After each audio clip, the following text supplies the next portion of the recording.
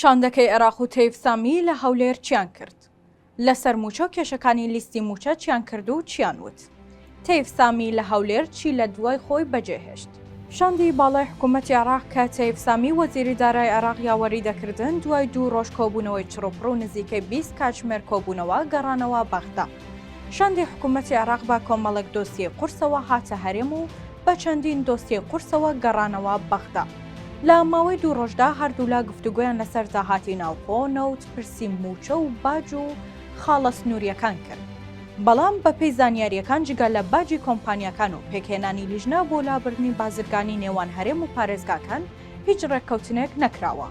بەپێی قسەی سەرچاوەیەکی ئاگادار، لیژنەکە تەنها چەند ڕاستپاردەیەکیان ئامادە کردووە و ڕادەستی سوودانی دەکەن لەسەر کۆی کێشە داراییەکانی نێوان هەرێم و بەغدا. پەیوەست بە موچەشەوە، وەزیری دارایی عێراق جەختی کردوتەوە کە موچەی مانگێک زیادەی ناردووە و پارەی موچە ئەگەر بێت ئەوە بۆ موچەی مانگی 9 دەنێرێت. و تووشەتی مانگێک موچەی زیادە هاتووە و ئیتر هەرێم ئازادە، ئەو پارەیە وەک موچەی مانگی 8 یان 9 دابەش دەکات. بەپێی قسەی سەرچاوەیەکی ئاگادار، کێشە گەورەکەی لیستی موچە نەبوونی بایۆمەتری 106,000 موچەخۆرە کە بایۆمەتریان نییە. هەرچی خەرجکردنی پارەی موچە بۆ مانگی 8 بڕیار دراوە سەرۆکوەزیرانی عێراق بڕیار لە ڕاستپاردەکان بدات و بیدەنە دەست ئەو. وەزیری دارایی عێراق داوای کردووە لەم هەفتەیەدا لیستی موچەیان بۆ ڕەوانە بکەن تا موچە ڕەوانەی هەرێم بکرێت.